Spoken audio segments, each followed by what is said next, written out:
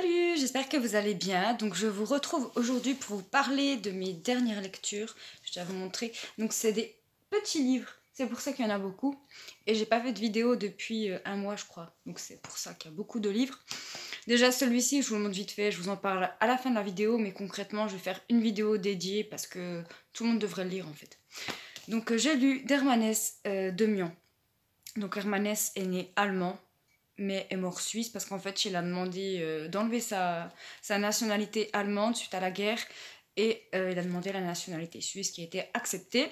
Donc voilà, Hermanès est un auteur suisse pour moi. Hein. Et donc Demian, c'est son premier roman. En fait, avant, il écrivait des trucs genre poésie, enfin de la littérature, mais vite fait quoi. Et ça, c'est vraiment son premier roman essai. En gros, il a essayé de faire autre chose. D'ailleurs, il l'a publié sous un pseudonyme. Donc il est très accessible en comparaison à ses autres bouquins. Ça raconte l'histoire d'un jeune adolescent qui se fait harceler à l'école, qui a des parents très pieux, une éducation très pieuse, voire stricte, enfin non, on ne sait pas trop, enfin bref, on s'en fout. Et il va rencontrer un ado de son âge aussi, qui voit la vie différemment et qui va lui donner des petites pistes pour évoluer psychologiquement parlant.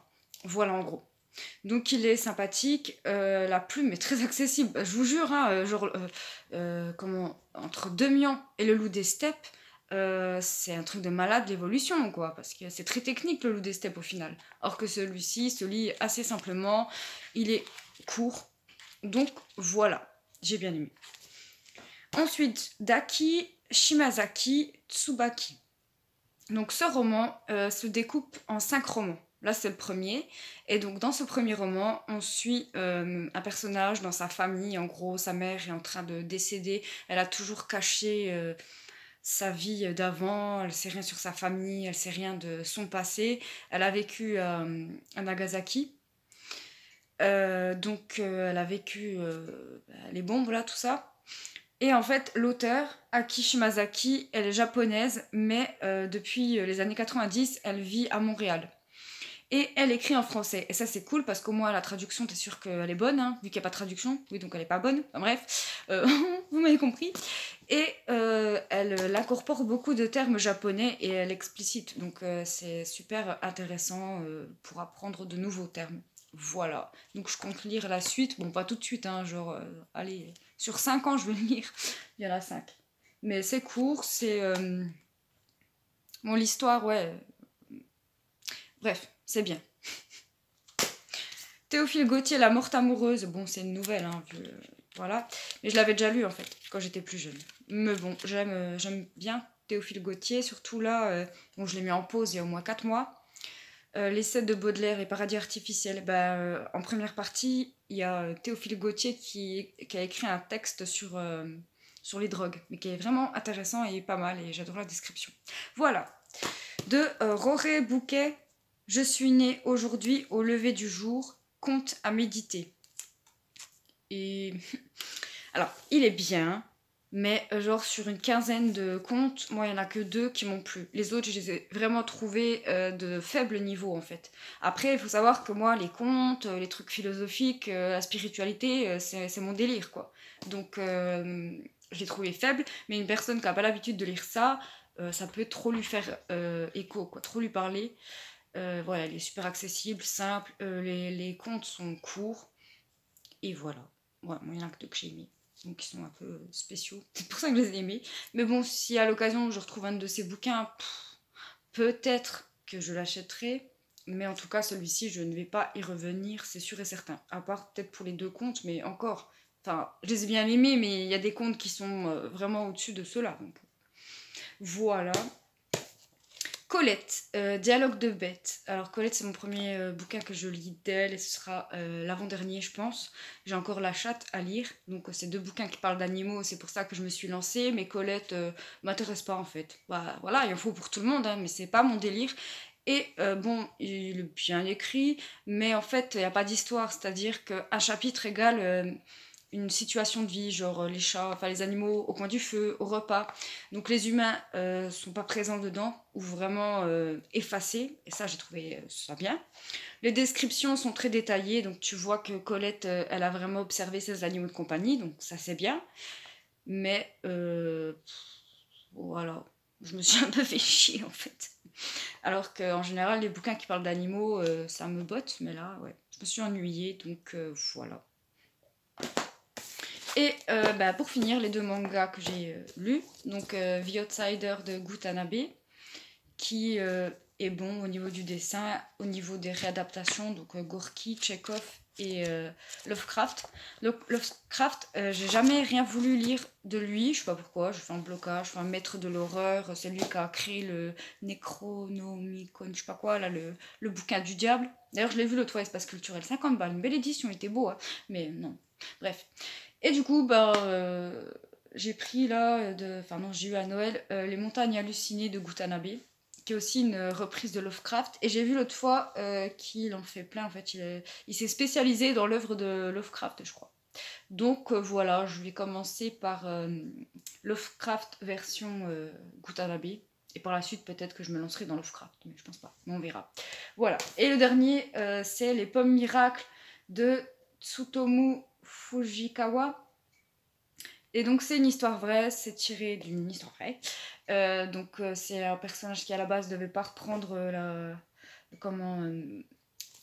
le métier de ses parents, mais vu qu'il n'y a que lui comme descendant, ou son autre frère, je crois, il est malade, il peut pas. Il n'y a que lui, et donc du coup, ben, il abandonne ses études et commence à être agriculteur, notamment, il s'occupe de pommiers, voilà, depuis des générations, leur famille, ils vendent des pommes, quoi. Sauf que lui, sa femme, eh ben, elle est allergique aux pesticides, et que pour faire pousser les pommes, ils n'ont pas le choix d'utiliser des pesticides. D'ailleurs, mangez pas des pommes si elles sont pas bio. Moi, je préfère pas en manger que manger une pomme, c'est le fruit où il y a le plus de pesticides, quoi. C'est de la merde. Bref. Et du coup, ce qui est intéressant dans ce manga et dans cette histoire, c'est que tu vois que le gars, en fait, il va persévérer, mais genre tout le monde va lui dire, mais tu fais n'importe quoi, tu détruis le patrimoine de ta famille, ils sont morts, tes pommiers, ils vont plus jamais faire de fruits, non, non, non, non, non. Tout ça parce que lui, il teste, en fait, il fait plein de tests pour voir qu'est-ce qui peut remplacer ces putains de pesticides de merde, là. Et il trouve. Bon, je sais plus, mais je crois que c'est entre 5 et 10 ans qu'il a fait des tests pour réussir. Mais il n'a jamais abandonné et ça a marché. Donc, comme quoi, faut pas écouter les gens qui voilà.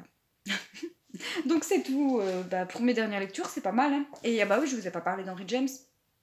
Le Tour d'écrou. Non, mais.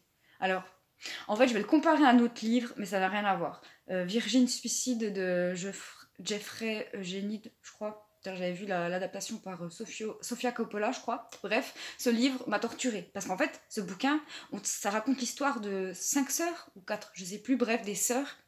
Donc tu les suis, tu as un peu d'informations. Et à la fin du bouquin, elles se suicident toutes en même temps. Et le truc, c'est que tu ne sais pas pourquoi. Mais tu n'as aucune piste, vraiment aucune piste. Et du coup, dans le film, pareil, aucune piste. Bon, le film est bien, mais c'est trop frustrant. Trop frustrant.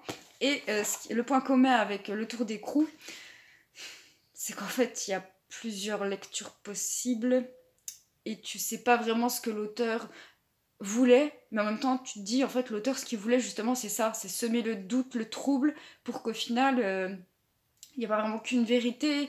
Et en fait, voilà, de toute façon, je vais faire une vidéo parce que, bref. Donc, en fait, l'histoire, c'est comment on appelle ça, une personne, une gouvernante, voilà, qui cherche du boulot. Elle trouve un emploi dans une maison où elle doit s'occuper de 2 orphelins parce que leur oncle, il a de la thune et puis il n'a pas le temps de s'en occuper, donc il paye une gouvernante pour ça. Ils ont une maison à la campagne, tout ça, des domestiques, nan nan nan. Et en fait, petit à petit, ça se passe bien, tout ça, mais il y a une présence d'esprit. Parce qu'apparemment, la gouvernante et l'homme à tout faire de la maison, en fait, ils sont morts juste avant que la nouvelle gouvernante arrive. Et on ne sait pas de quoi ils sont morts. Et on ne saura certainement pas, je ne vais pas vous spoiler. Mais en fait, ce bouquin, on nous présente une histoire, mais on nous donne vraiment pas grand-chose comme information. Ce qui sème grandement le doute. Et j'ai trop adoré. Franchement, c'est une lecture qui m'a pas bouleversée, mais j'adore. C'est du grand art. Henry James, c'est un maître. C'est un truc de fou. Il est trop fort. Donc moi, ben, j'ai ma vision du truc, qui n'est pas jolie en fait, quand tu lis de cette manière-là. Vraiment pas. Je vous laisserai, enfin, si vous l'avez lu, je pense que vous voyez à quoi je veux faire référence. Mais quand même, il y a 2 passages qui m'ont foutu le doute sur encore une autre théorie. Enfin bref, donc du coup, voilà, je pense que vous l'avez compris, je vais le relire au cours de ma vie, ce bouquin. Et j'ai hâte, en même temps j'ai peur de commencer La source sacrée d'Henry James, parce qu'en fait, le bouquin, il fait, en taille, il fait genre 25 fois ça. Et quand tu vois que le gars, en si peu de pages, il a réussi non seulement à te faire un univers où t'as à fond dedans, des personnages où, voilà, tous, tu pourrais faire quelques phrases pour les résumer, ou aussi, il y a tellement de mystères parce que tu ne sais pas, à la fin, tu n'as vraiment pas réponse aux questions que tu te poses dès le départ et ça devrait être frustrant, mais ça ne l'est pas. D'où la différence avec Virgin Suicide. Donc, c'est un truc de malade ce bouquin, franchement, waouh! Donc voilà, c'est tout ce que j'avais à vous dire et puis je vous retrouve bientôt pour une vidéo book haul. Donc voilà, tous.